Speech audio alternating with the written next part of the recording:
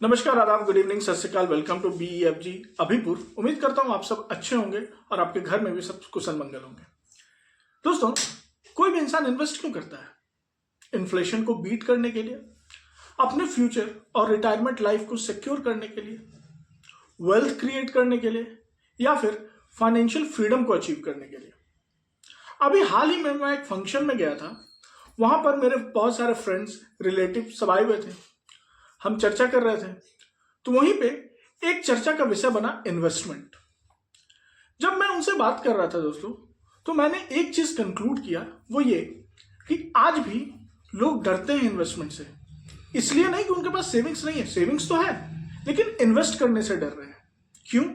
उन्हें डर लगता है कि कहीं अगर वो इन्वेस्ट करें और उनका पैसा डूब गया तो, लॉस हो गया तो। और ये डर लाजमी भी है, सबके मन में होता है, मेरे मन में भी, आपके मन में भी। अब इसका सही उपाय क्या है?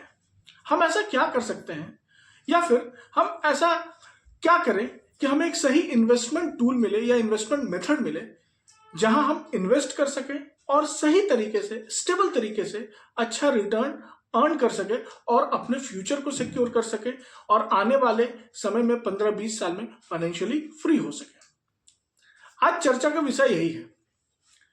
हम अक्सर mutual fund, index fund, stock market, hedge fund, इन सब का नाम तो सुनते आए हैं, लेकिन हमारे लिए बेस्ट क्या है?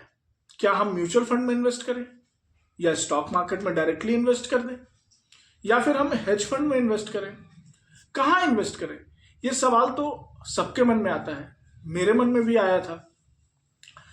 आज इस वीडियो में दोस्तों, मैं आपको जितने भी तरीके के इन्वेस्टमेंट्स होते हैं, चाहे वो म्यूचुअल फंड हो, इंडेक्स फंड हो, ETFs हो और हेज फंड हो, इनके बारे में कैटेगरी वाइज कैटेगरी मैं बाइफरकेट करके आपको बताऊंगा, ताकि आप कल को जब इन्वेस्टमेंट डिसीजन ले तो आपको ये सोचना ना पड़े कि आप कहाँ इन्वेस्ट करने जा रहे हैं। और उससे भी जरूरी चीज ये कि आप ये समझ पाए कि आपके लिए कौन सा इन्वेस्टमेंट सबसे बढ़िया है, जहां आप इन्वेस्ट करके रात की नींद भी ना उड़े और स्टेबल तरीके से आप रिटर्न जनरेट कर सके और फाइनेंशियली फ्री हो सके। तो सबसे पहले दोस्तों हम देखेंगे म्यूचुअल फंड। म्यूचुअल फंड जहां आपका पैसा, मेरा पैसा और देश के हजारों लोगों का पैसा एक म्यूचुअल फंड कंपनी में इन्वेस्ट हो जाता है। अब म्यूचुअल फंड कंपनी बहुत सारे क्वालिफाइड फंड मैनेजर्स को हायर करके रखती है। उनका काम क्या होता है? उनका काम यह होता है कि वो उन्हीं पैसों को हमारे बिहाफ पर मार्केट में इन्वेस्ट करते हैं। अब वैसे तो म्यूचुअल फंड में बहुत सारे कैटेगरीज होते हैं, बहुत तरीके के डाइवर्सिफिकेशन होते हैं, लेकिन मैं अभी उतना डीप में नहीं जाऊंगा। अगर आप चाहते हैं कि म्यूचुअल फंड के बारे में मैं एक डीप डाइव करके और बहुत ही एक डीप डाइव वीडियो बनाऊं, तो आप कमेंट में म्यूचुअल फंड जरूर लिखिएगा। मैं पूरा एक डेडिकेटेड वीडियो म्यूचुअल फंड के ऊपर बनाऊंगा। खैर, तो म्यूचुअल फंड का फंड मैनेजर हमारे लिए, हमारे बिहाफ में डिफरेंट एसेट क्लास में वो इन्वेस्ट करता है, डिपेंडिंग ऑन कि हम कौन सा म्यूचुअल फंड प्लान में इन्वेस्ट कर रहे हैं। मैं छोटा सा एग्जांपल लेता हूं। मान लीजिए आप लार्ज कैप म्यूचुअल फंड में इन्वेस्ट करते हैं। तो लार्ज कैप म्यूचुअल फंड का मतलब ये हुआ कि जो देश की टॉप 100 कंपनीज हैं, वो फंड मैनेजर उन्हीं 100 कंपनीज में इन्वेस्ट करेगा। अब वो क्या करेंगे? उनकी अपनी रिसर्च टीम होती है, वो लोग रिसर्च एंड एनालिसिस करते हैं। उसके बाद उन टॉप 100 कंपनीज में से बेस्ट 25-30 कंपनीज वो सेलेक्ट करके उसमें इन्वेस्ट करते हैं, जिसमें उन्हें लगता है आने वाले 5 साल 10 साल में बढ़िया ग्रोथ मिलेगा। वो ये डिसाइड करते हैं कि उन्हें कब एंट्री लेना है, कब एग्जिट करना है, कौन सा स्टॉक कब सेलेक्ट करना है, किस स्टॉक से कब बाहर निकल जाना है। ये सारा चीज वो फंड मैनेजर डिसाइड करते हैं। तो हमारा जो रिटर्न बनता है वो पूरे तरीके से फंड मैनेजर के ही हाथ में होता है, राइट? अब यहां पे एक चीज मैं बताना चाहता हूं दोस्तों, फंड मैनेजर जो होते हैं वो भी इंसान ही होते हैं, वो गलत भी हो सकते हैं। तो अगर फंड मैनेजर का डिसीजन गलत हो जाता है तो कभी कभी म्यूचुअल फंड हमें नॉर्मल मार्केट रिटर्न से भी कम रिटर्न देती है। तो इस चीज का ध्यान हमें हमेशा रखना होता है, राइट? अब अगर हमारा फंड मैनेजर सही हो गया तो मार्केट से ज्यादा रिटर्न मिलेगा, लगभग 14 से 15%। जहां मार्केट हमें 11-12% का अमूमन रिटर्न एवरेज जो है देती है, वहां पे म्यूचुअल फंड हमें 14 से 15% का रिटर्न एवरेज CAGR के रूप में देता है। तो अगर आप मान लीजिए हर महीने 5,000 रुपए का सिर्फ SIP करते हैं 20 साल के लिए म्यूचुअल फंड में, और आपको 14 से 15 का एवरेज CAGR रिटर्न मिलता है, तो 20 साल में आपने इन्वेस्ट किया 12 लाख रुपए। लेकिन यही अमाउंट 20 साल के बाद लगभग 65 से 75 लाख के बीच का हो जाएगा। तो इस तरीके से स्टेबल तरीके से निवेश करके, इन्वेस्ट करके आप बेहतर रिटर्न और अपने बना सकते हैं और अपने फाइनेंशियल फ्रीडम की ओर बढ़ सकते हैं।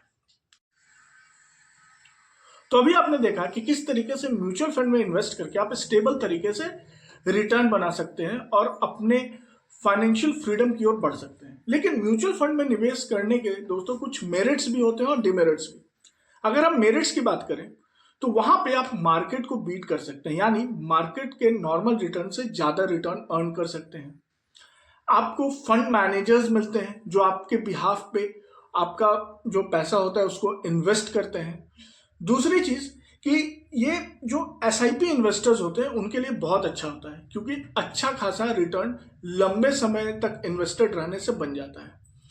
लेकिन जो डीमेरिट की अगर बात करूं तो ये हाई एक्सपेंस रेशियो के साथ आता है और कभी कभी नॉर्मल मार्केट से भी कम रिटर्न मिलता है।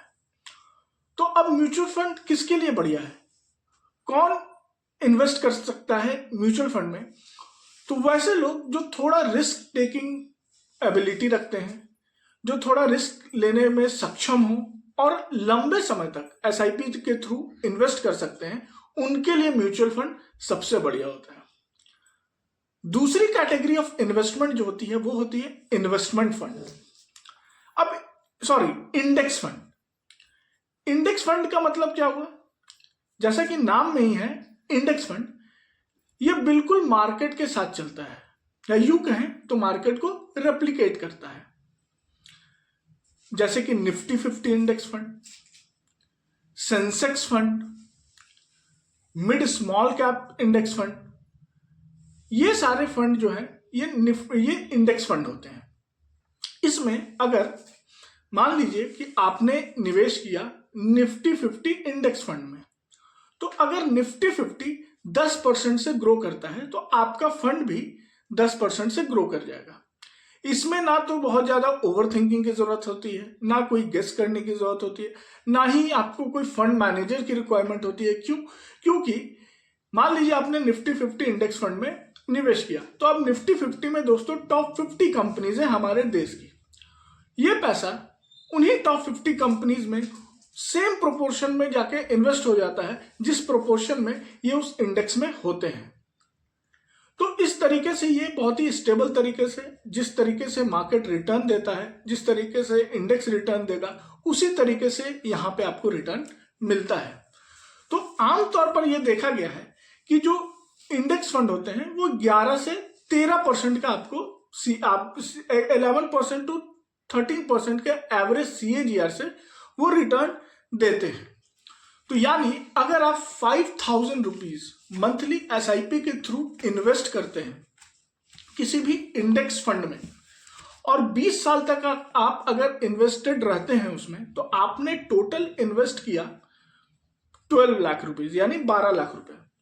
लेकिन 20 साल के बाद यही अमाउंट आपका लगभग 50 लाख से लेकर के 58 लाख तक बन जाता है। अब इसमें इन्वेस्ट करने में सबसे अच्छी चीज ये होती है कि ये लो कॉस्ट के साथ आता है। इसमें बहुत ज्यादा एक्सपेंस रेशियो नहीं होता। इसमें एक तो किसी फंड मैनेजर की जरूरत भी नहीं होती है और लंबे समय तक निवेश करने के लिए बहुत ही अच्छा माना जाता है। स्टेबल रिटर्न देता है, तो थोड़ा सेफर इन्वेस्टमेंट हो जाता है। ये उन इन्वेस्टर्स के लिए अच्छा होता है जो बिगिनर हैं, जो अभी अभी शुरू करने जा रहे हैं निवेश करने के लिए, प्लस जो लंबे समय तक SIP के थ्रू इन्वेस्ट करना चाहते हैं। उनके लिए इंडेक्स फंड बहुत अच्छा है, क्योंकि ये स्टेबल तरीके से आपको रिटर्न देता है और आपका जो पैसा होता है वो म्यूचुअल फंड के मुकाबले यहां पर ज्यादा सेफ होता है। जो तीसरी कैटेगरी है दोस्तों वो है ETFs यानी exchange traded fund. Exchange traded fund भी मोटा मोटी इंडेक्स फंड की तरह ही होता है। बस उसमें यह होता है कि इंडेक्स फंड में इन्वेस्ट करने के लिए आपको फिर किसी ना किसी म्यूचुअल फंड कंपनी या किसी एसेट मैनेजमेंट कंपनी के थ्रू ही आपको इन्वेस्ट करना होगा। ईटीएफ्स जो होते हैं वो स्टॉक मार्केट में जिस तरीके से शेयर्स ट्रेड होते हैं, ईटीएफ्स भी ट्रेड होते हैं। जैसे निफ्टी 50 बीस के लिए देखें तो निफ्टी 20 है, बैंक निफ्टी के लिए देखें तो बैंक 20 है। तो ये आपको आपके ब्रोकर के प्लेटफॉर्म पे डेली मार्केट में मार्केट आवर्स में ट्रेड होते हुए दिख जाएंगे, यानी आप इसे सुबह लेकर के शाम में बेच भी सकते हैं। इसका भी जो रिटर्न होता है वो मोटा मोटी इंडेक्स के या जिस भी ईटीएफ में आप इन्वेस्ट कर रहे हैं उसका कोई रेलेवेंट अगर इंडेक्स है या पैरामीटर है, आप उसको देखेंगे तो उसका भी रिटर्न उसी तरीके से होता है। जैसे निफ्टी 20 जो होता है वो निफ्टी 50 को रेप्लिकेट करता है। तो निफ्टी 50 अगर 11 से 13% का रिटर्न देता है तो ये भी 11 से 13% का रिटर्न देगा निफ्टी 20। हालांकि इसमें रिटर्न आधा परसेंट 1% ज्यादा मिल जाता है, वो इसलिए क्योंकि इस ईटीएफ का जो पैसे जो इन्वेस्टेड होते हैं वो फिर वही टॉप 50 कंपनीज में इन्वेस्टेड होते हैं, उनके डिविडेंड्स वापस से इसमें आके री इन्वेस्ट हो जाते हैं, इसीलिए यहां पे रिटर्न थोड़ा सा आपको ज्यादा मिलेगा। लेकिन एवरेज अगर सीएजीआर देखा जाए ईटीएफ्स का भी तो वो 12 से 13% का होता है। तो अगर यहां भी आप 5000 मंथली इन्वेस्ट करते हैं 20 ईयर्स के लिए लगातार आप इन्वेस्ट करते हैं और 12 to 13% का आपको सीएजीआर मिलता है, तो आपने टोटल इन्वेस्ट किया 12 लाख रुपया और फाइनल अमाउंट यहां भी आपको लगभग 50 से 58 लाख मिल जाएगा। और अगर 1% ज्यादा रिटर्न मिल जाता है जो कि यहाँ पे मुमकिन है, तो वो अमाउंट आपका लगभग 65 से 70 लाख के करीब आ जाता है। ये उनके लिए अच्छा है जो थोड़ा बहुत मार्केट का समझ रखते हैं और लंबे समय तक इन्वेस्ट कर सकते हैं, धीरे धीरे करके ईटीएफ्स बाई कर सकते हैं, उनके लिए बढ़िया है। अगला जो कैटेगरी ऑफ इन्वेस्टमेंट है दोस्तों वो है हेज फंड। अब हेज फंड में क्या होता है कि मल्टीपल इन्वेस्टर्स इन्वेस्ट करते हैं हेज फंड में, जहां पे वहां पे जो फंड मैनेजर्स होते हैं वो आपके पैसे से trading, short selling, option buying, option selling, future trading सब कुछ करते हैं। वहां पे उनके लिए कोई भी नियम नहीं होता है। जैसे अमूमन आप देखिएगा कि म्यूचुअल फंड में, इंडेक्स फंड में जो फंड मैनेजर होते हैं उनके ऊपर थोड़ी रिस्ट्रिक्शंस भी होती हैं। जो म्यूचुअल फंड इन्वेस्टर, अगर आपने लार्ज कैप में इन्वेस्ट किया तो 80 to 85% जो पैसा होगा उसको उन्हें लार्ज कैप में ही इन्वेस्ट करना पड़ेगा, तो वो रिस्ट्रिक्टेड होते हैं। लेकिन हेज फंड वाले जो होते हैं वो रिस्ट्रिक्टेड नहीं होते, वो मार्केट में हर तरीके से इन्वेस्ट कर सकते हैं और यहां तक कि ट्रेडिंग भी कर सकते हैं। अब यहां पे आप देखिएगा तो अच्छे सालों में हेज फंड लगभग 30% तक का भी रिटर्न दे देता है। लेकिन अगर हेज फंड मैनेजर्स जो हैं वो अगर गलत हो जाते हैं तो 40% तक का नुकसान भी होता है। तो ये बहुत ही हाई रिस्क गेम होता है, क्योंकि यहाँ पे वो सिर्फ ट्रेड या फ्यूचर ट्रेडिंग, ऑप्शन ट्रेडिंग नहीं बल्कि लीवरेज पोजीशन के साथ भी मार्केट में उतरते हैं।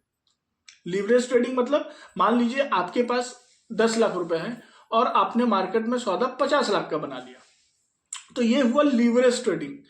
तो इस तरीके से वहां पे हम देखेंगे कि जो हेज फंड होता है वो काफी रिस्की होता है। ये उनके लिए जो अल्ट्रा रिच है, हाई नेटवर्थ इंडिविजुअल्स जो होते हैं, जिन्हें हम HNIs बोलते हैं, जिनके पास 20, 25, 30 करोड़, 100 करोड़ का नेटवर्थ है, वो 1-2 करोड़ रुपए इन्वेस्ट कर सकते हैं। क्योंकि उनके लिए ऐसे तो देखा जाए तो ये 1 करोड़ है, लेकिन उनके लिए उनके पूरे पोर्टफोलियो का 1% है, तो ये उनके लिए अच्छा होता है। बिगनर्स के लिए तो बिल्कुल भी नहीं है।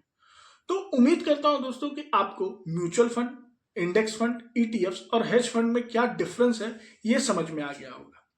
और अब आप जब इन्वेस्ट करना चाहेंगे या आप इन्वेस्टमेंट डिसीजन लेते हैं तो कम से कम आपको इतना समझ में जरूर होगा कि आप किस कैटेगरी में फॉल कर रहे हैं या फिर आपके लिए कौन सा इन्वेस्टमेंट बेटर है, ताकि आप सही तरीके से और अपने फाइनेंशियल गोल को देखते हुए इन्वेस्ट करें। अगर आप थोड़ा बहुत रिस्क ले सकते हैं तो आप म्यूचुअल फंड में इन्वेस्ट कर सकते हैं, लेकिन अगर आप चाहते हैं कि आप सुकून भरी नींद सोए और स्टेबल तरीके से रिटर्न कमाते रहें तो आप इंडेक्स फंड में या ईटीएफ्स में इन्वेस्ट कर सकते हैं। और हेज फंड में मैं उन्हीं को बोलूंगा इन्वेस्ट करें जिनके पास ऑलरेडी 100-200 करोड़ का नेटवर्थ है और 1-2 करोड़ रुपया वो लगा सकते हैं, और in case of high losses उन्हें उनके पोर्टफोलियो पे कोई डेंट ना दिखे और इसका फर्क उन्हें ना पड़े, तभी आप हेज फंड में इन्वेस्ट करें। तो उम्मीद करता हूं दोस्तों ये वीडियो आपके लिए काफी हेल्पफुल रहेगा जब आप आने वाले समय में कोई भी इन्वेस्टमेंट डिसीजन लेते हैं। तो यहां पर दोस्तों मैं आपको एक डिस्क्लेमर देना चाहूंगा कि यहाँ पे किसी भी तरह का अगर मैंने कोई इंडेक्स फंड या म्यूचुअल फंड का नाम लिया है तो वो कोई रिकमेंडेशन नहीं है। इस वीडियो को बस मैं आपको समझाने के लिए एजुकेशनल पर्पस के लिए मैंने बनाया है। और हाँ, मैं कोई सेबी रजिस्टर्ड फाइनेंशियल एडवाइजर नहीं हूं। तो कहीं भी अगर आप इन्वेस्ट करते हैं तो सबसे पहले अपने फाइनेंशियल एडवाइजर से जरूर सलाह लें। आज के लिए इतना ही, धन्यवाद।